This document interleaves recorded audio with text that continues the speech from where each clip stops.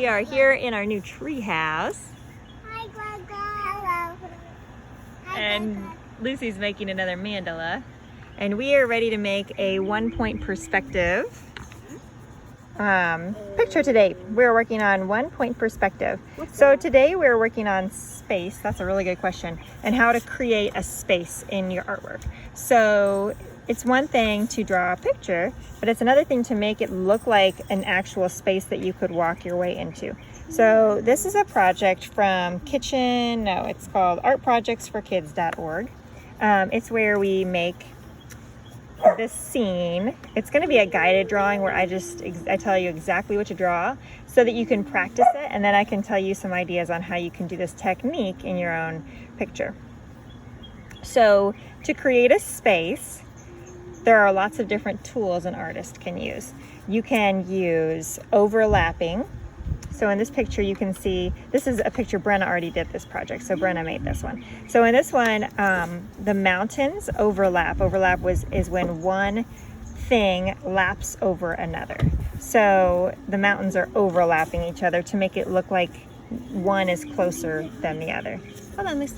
And then another technique that she used was making things smaller. So as you go farther back, the things that you would see or imagine seeing look smaller. If you stand somewhere like outside, we're outside right now, and guys, you can look off to see that this tree right here looks really big, but the trees behind it, look, even if they're the same height, actually look smaller. Look, this is the trick.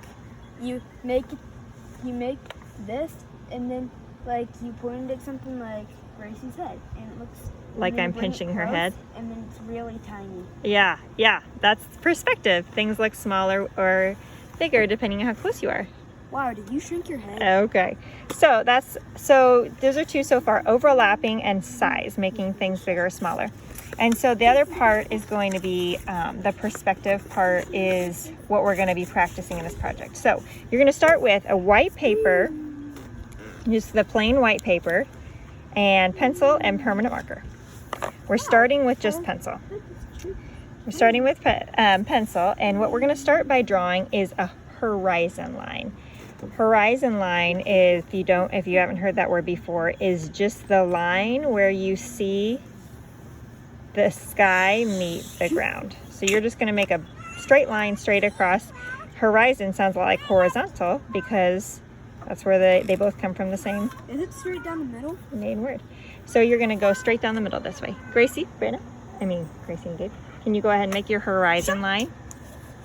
Out here where I'm standing, you can't see the horizon because it's covered up by these houses, but I guess it would be kind of like the top of the houses. So it's where the sky meets ground. So made that horizon line. Okay, and we're going to draw really light pencils. So try to make your pencil line super light this time. It'll make sense later. So next we're going to draw a road. So but the very first thing you're going to do is put a dot right in the middle, and this is called a vanishing point. So when you're standing outside, if you were able to see really far, if there were trees covering, if this whole space was just like empty and there was like nothing, just like a big huge field, everything would just start to look like it was vanishing into one point. So we are going to make that point, and that's where everything is going to stop at in our picture. Any line that goes straight in this picture, it's going to go all the way to that little dot called a vanishing point. So what we're going to start with is our road. So I'm going to take and go just a little bit to the left of my dot. Put your pencil just a little bit to the left of the dot, and then we're going to make it like a curve. Instead of going straight, we're going to make it like a curve. We'll do that again.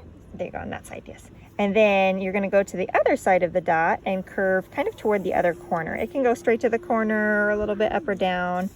We're not worried about it being perfect. After this is done, I'm going to show you how to do it where you can do it with a ruler, but right now with this project, we're just going to eyeball it. Okay, looking good. Okay, so now we're going to go straight on that dot and start our lines. So this is going to be the lines in the road, and we're going to curve it a little bit to the side because we're going to act like we're standing on the other side of the road. So we're going to do 2 more lines start with them right side by side and then end them up.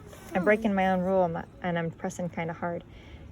And Gracie, once you look at this, now actually you should leave that. We have, so Gracie kind of went off to the sides, but now it kind of looks like a sidewalk. So I love that. You should leave it just like that. So, and then can I show them? So what I love about art is that whenever you see something that might have ended up a little bit different, you can go with it and run with it and make it something new. So Gracie can make that into a sidewalk. Love that. Okay. Mistakes are a part of it.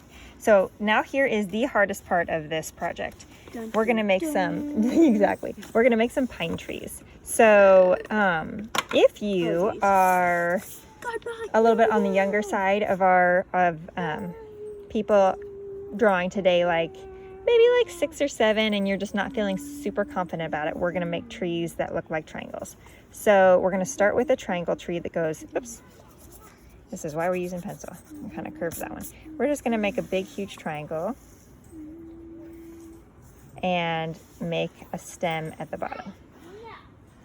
Okay, so, and then, and we're going to actually make that one go right down. Hold on this.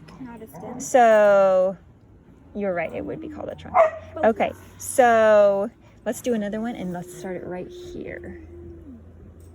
Okay, so, and then for those of you who might be like ready for a bit more of a challenge, we'll still make our trunk and then the line over the trunk. Okay, I'm gonna make a trunk with a line over. And here's the tricky part. It's a strategy to make pine trees where you go a diagonal line, then a horizontal line, then a diagonal line and a horizontal line. Diagonal, horizontal, diagonal, horizontal, diagonal, horizontal. All the way up to the top. Oh, cool. Then the opposite on the other side. Diagonal, horizontal, diagonal, horizontal, diagonal. And if it overlaps to the edge of the outside of the page, totally fine. Yeah, that's what happened. Yep, nope, that's awesome. Actually, I would just let that go all the way to the other side. But, I mean, overlapping the edge. Okay, we'll do that later. Okay. No, it's awesome. Okay, so then you're going to come to the other side and do another one. And like I said, if you're just not exactly sure about making the zigzag approach, a triangle tree is totally fine for this project too. So I'm going to go horizontal, diagonal, all the way up to the top. Okay, here's another part that makes it helpful. That's okay, because trees, there are no two trees that are exactly the same. So one strategy is to make the trunk and then put a dot up to where you want it to go to. And then you have kind of a goal to get to, and it kind of helps. That's a skinny one. It's kind of fun. Okay, and then I'm going to go up, and here's where the size perspective comes into play. So I'm going to go and make another one next that's a little bit smaller. So this time I'm going to put a dot. I'm going to put my goal dot a little bit lower. In fact, I might even go a tiny bit lower than that. My goal dot above the trunk and a little bit lower than where that first one was. So, and I think I'm even going to overlap it a little bit, but you don't have to. You can do it however you want them to go. And then once I got to my goal, I stop and come to the other side. Okay, and then I'm going to do, oh, it's okay, we'll come back and work on that. And then I'm going to do one more, but I'm going to make it tiny.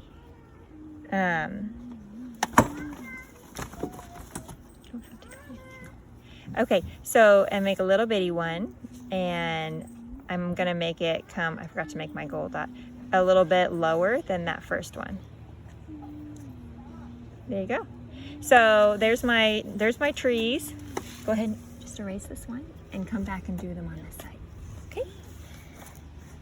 And then I'm going to come back on the other side and do the same thing. Make trunk and line. Compare it to my first tree. Make that a little taller. And go straight up from where the trunk was. Make a goal dot. And go up until I get to my goal. I hang on loose, okay? And then come up this way. There you go. Like I said, this is the hardest part of this project. So if you need to pause, erase, rewind, that's okay.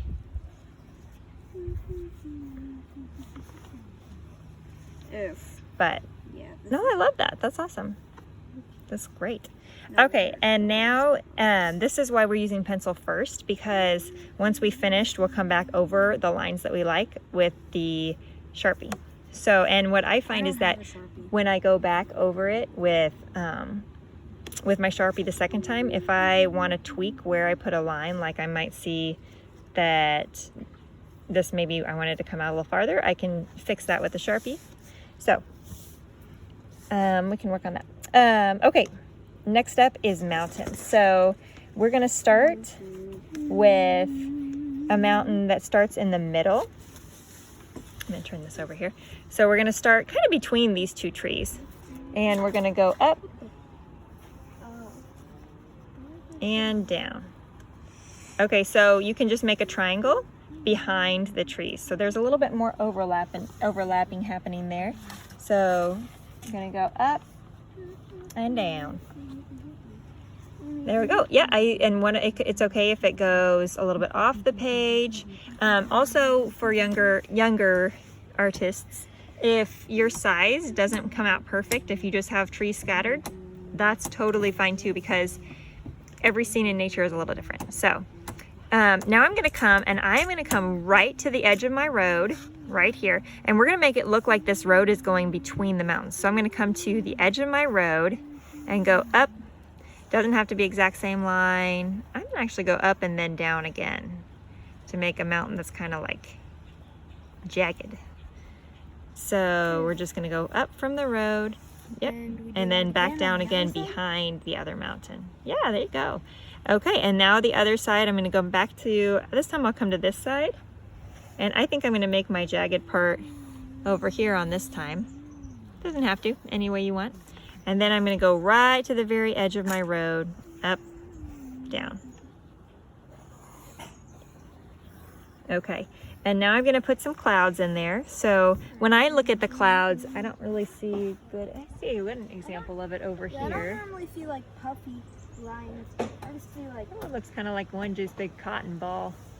If I could see between those leaves, it would look a little bit more like this. But when I draw clouds, a lot of times I make kind of a very slightly curvy line, and then I make a few fluffs on top.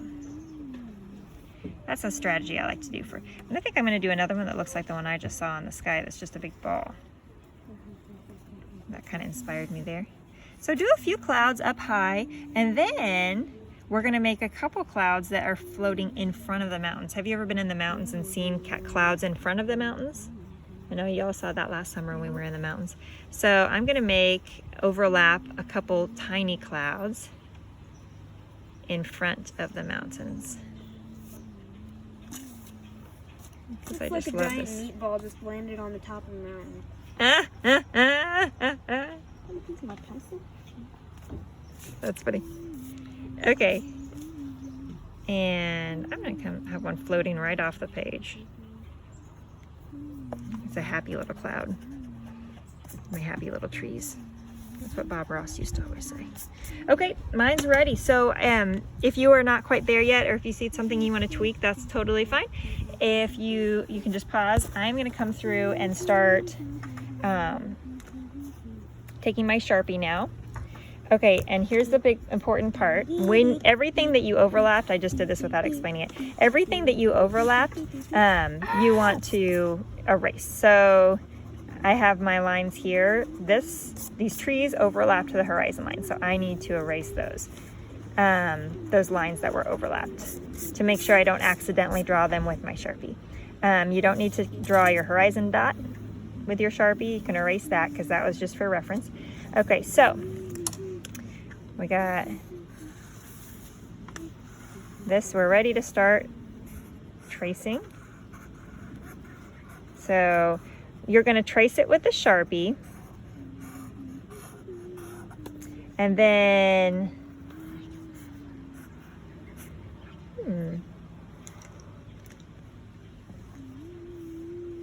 that won't trace it quite right. Okay. Why don't you use a black marker from in here? Okay, sorry. We were looking for supplies there. And so you're going to go back over and trace everything with your Sharpie, and then come through with a big eraser or the eraser on your pencil, whatever you want to use, and erase all the pencil lines that you see left over. See how I was like, no, I think that this came over too far on this side, further than what I wanted it to. So I'm just going to adjust that with my Sharpie, even though I'm not going straight over my original lines. That's okay. Just going the way that I kind of want it to look. I'm gonna just want to be a little bit bigger on this side, so sometimes it helps you to see that once everything's in place, so you to see what you want to adjust. I made little puffs on the clouds. Oh, that's a great idea. Yeah, I love this texture. He added some little fluffs on there. That's a good idea. Okay. Those look like meatballs. I know, right? Makes me want some spaghetti. And we just had meatballs today. That's true. We had some for lunch. And the horizon line's probably the hardest to draw. Oh, look at this little spider crawling right over my work. Must have wanted a trip to the mountains himself. Okay, and so the horizon line's probably about the hardest to copy, since you kind of have to start and stop and start and stop and start and stop. So once that's all copied, it'll be ready to color in, and you, copied and erased the pencil lines, then you can color it in. If you used the cardstock in the little packet I dropped off, then you'd be able to use watercolor if you have some of those laying around, or you can just use plain old markers to color in, or you can use colored pencils, crayons. This is one of those projects you could kind of decide what medium you want to use. That's that word for different things you can color with. You know what? I might even add a sunshine here, like for the sun setting. Okay. And then one other thing you can work on, if you have a set of crayons or markers that have lots of different colors to them, then you can actually make it look farther away or closer, depending on colors. So like colors that are really close to you are the brightest, and the ones as they go back are a little bit more dull. So that one's really fun too. A fun strategy you can use. I was going to add on another little piece about perspective, but we were running out of time. So we'll just leave it at this today, and I hope you had a lot of fun making this project. Let's check on how everybody's going over here. Here is, that is looking awesome. Yeah, I'm not doing very good. No, it's great. I love these. Okay, makes me want to go to Colorado. I hope y'all have a great day. Bye.